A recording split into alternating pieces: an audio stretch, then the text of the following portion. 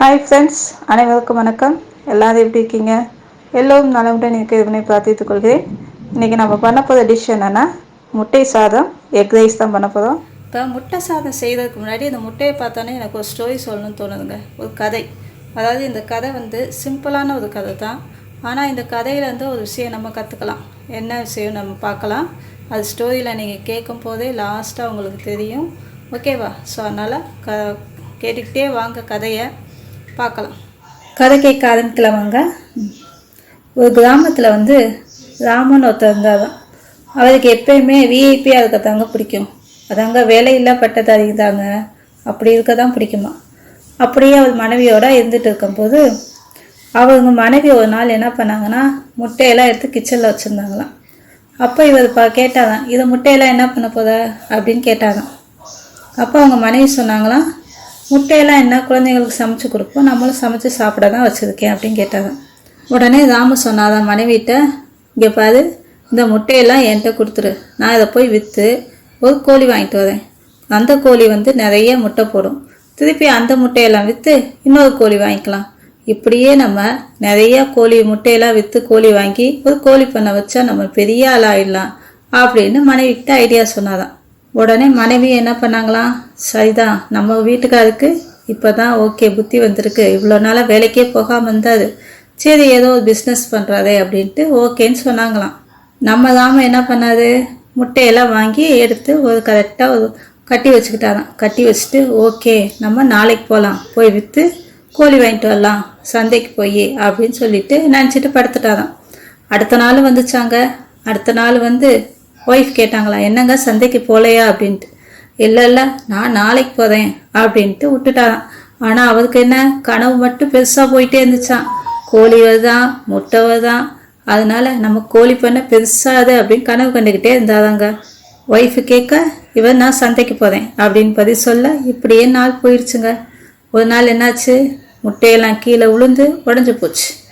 உடனே இவர், ஐயோ என் முட்டையெல்லாம் போச்சு, என் கோழி பண்ண போச்சு அப்படின்னு கத்த ஆரம்பிச்சிட்டாரு.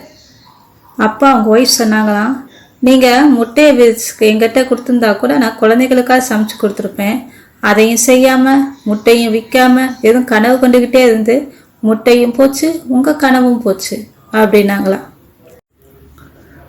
அப்போ அவங்க ஒய்ஃப் சொன்னாங்களாம், வாழ்க்கையில் வெற்றி அடைய நீங்கள் உழைக்கணுங்க, கனவு மட்டும் போதாது அப்படின்னு சொன்னாங்களாம். இது தாங்க ஸ்டோரி. இதுலேருந்து என்ன தெரியுது, கனவு மட்டுமே கண்டுகிட்டே இருந்தால் வாழ்க்கையில் ஜெயிக்க முடியாதுங்க. கொஞ்சம் நம்ம அதுக்கேற்ற ஒரு முயற்சியும் செய்யணும். நிறைய பேர் இப்படி கனவு கண்டுகிட்டே தான் வாழ்க்கையை தொலைச்சி போயிடும். ஆனால் கொஞ்சம் முயற்சி செஞ்சால் நம்மளும் வாழ்க்கையில் வெற்றி. ஃப்ரெண்ட்ஸ், முட்டை சாதம் பண்ணுறதுக்கு நான் 2 முட்டை எடுத்துருக்கேங்க, கோழி முட்டை. இது இருக்கட்டும், நம்ம எப்படி பண்ணலான்னு பார்க்கலாம். கடாய் வச்சாச்சு, அது ஹீட் ஆனோடனே எண்ணெய் ஊற்றிக்கலாம் தேவையான அளவு. நான் கடலெண்ணெய் எடுத்திருக்கேன். எண்ணெய் காஞ்சோடனே பட்டை, கிராம்பு, அன்னாசி பூ சேர்த்துக்கலாம். அதோட சோம்பு, 1 ஸ்பூன் சோம்பு சேர்த்துக்கலாம். பெரிய வெங்காயம் எடுத்துருக்கேங்க, மீடியம் சைஸ் வெங்காயம் பொடி பொடியாக கட் பண்ணது, அதை சேர்த்துக்கலாம். நல்லா வதக்கலாம். வெங்காயம் வதங்கிடுச்சு. இந்த ஸ்டேஜில் இஞ்சி பூண்டு பேஸ்ட்டு 1 ஸ்பூன் எடுத்துருக்கேங்க, அது சேர்த்துடலாம். இஞ்சி பூண்டு பேஸ்ட்டு அதோட சேர்த்து வதக்கலாம். வெங்காயம் நல்லா வதங்கணும் இல்லைங்க, அது கலர் சேஞ்ச் ஆனால் போதும். இப்போ இஞ்சி பூண்டு விழுது சேர்த்துருக்கோம். வெண்ணெய் சேர்த்து நல்லா வதக்கலாம்.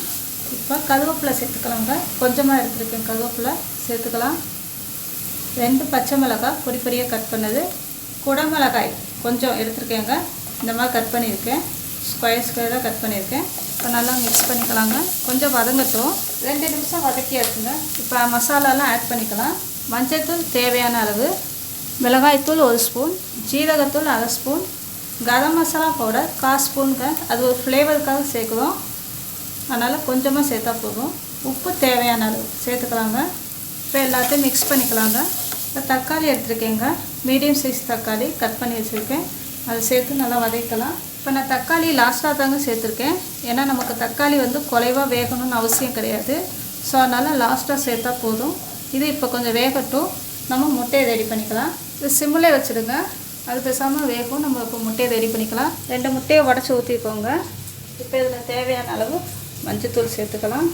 முட்டைக்கு தேவையான அளவு உப்பு, மிளகுத்தூள், ஜீரகத்தூள் கொஞ்சமாக சேர்த்துக்கோங்க, முட்டைக்கு மட்டும் தான் தேவை.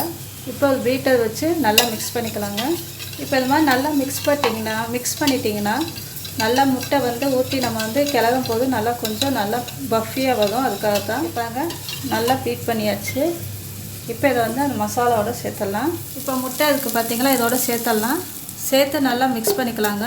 நல்லா கலந்து விட்டுக்கோங்க. நல்லா இங்கே பாருங்கள் முட்டை வெந்துடுச்சு. இப்போ ரைஸ் சேர்த்துக்கலாங்க. இங்கே பாருங்கள் நான் பாஸ்மதி ரைஸ் ஆல்ரெடி வேக வச்சு எடுத்துருக்கேங்க. 100 கிராம் ரைஸுங்க எடுத்துருக்கேன். இப்போ இதோட சேர்த்துடலாம். சேர்த்து நல்லா மிக்ஸ் பண்ணிக்கலாம். இப்போ பாருங்கள் நல்லா கலந்து விட்டாச்சு. இப்போ வந்து 1/2 ஸ்பூன் மிளகுத்தூள் பார்த்தீங்களா, இதை வந்து இப்போ சேர்த்துடலாம். லாஸ்ட்டாக சேர்க்கணுங்க. லாஸ்ட்டாக சேர்த்து கலந்து விட்ருங்க. இப்போ சேர்த்திங்கன்னா கொஞ்சம் நல்லாயிருக்கும். பெப்பர் தூள் சேர்த்திங்கன்னா, அதனால் தான் நான் அதை லாஸ்ட்டாக சேர்க்க சொல்லியிருக்கேன். கொத்தமல்லி தழை லாஸ்ட்டாக சேர்த்தாச்சுங்க. சேர்த்து ஒரு கிளறி விட்ருங்க. இப்போ பாருங்கள் சேர்த்தாச்சு. சாப்பிடும்போது அந்த மிளகு காரத்தோடு ரொம்பவே நல்லாயிருக்கும். 2 நிமிஷம் அப்படியே வச்சுட்டோம்னா கரெக்டாக இருக்குங்க. மசாலாவோட ரைஸ் வந்து செட் ஆக. அதனால் நம்ம 2 நிமிஷம் அப்படியே சிம்மில் வச்சுட்டோம். முட்டை சாதம் ரெடி ஆயிடுச்சு. ஈஸியாக செய்யக்கூடிய ரெசிபிங்க. டக்குன்னு செஞ்சிடலாம். வாங்க, சாதம் கூட உதிரியாக இருக்கும். உங்களுக்கு குழந்தைங்க விரும்பி சாப்பிடுவாங்க. ஃப்ரெண்ட்ஸ் இங்கே பாருங்கள், சுவையான முட்டை சாதம் ரெடி ஆயிடுச்சு. ஈஸியாக செய்யக்கூடிய ரெசிபி தாங்க. குழந்தைங்க ரொம்ப விரும்பி சாப்பிடுவாங்க. நமக்கும் ஒரு ஹெல்த்தியாக ஒரு ஃபுட்டு கொடுத்தது ஒரு சாட்டிஸ்ஃபேக்ஷன் கிடைக்கும். செஞ்சு பாருங்கள். உங்கள் குழந்தைங்களுக்கும் செஞ்சு கொடுங்க. பிடிச்சிருந்தால் லைக் பண்ணுங்கள், ஷேர் பண்ணுங்கள், சப்ஸ்கிரைப் பண்ணுங்கள். உங்கள் ஃபீட்பேக்கை எனக்கு கமெண்ட்டாக கொடுங்க. தேங்க்யூ, பாய்.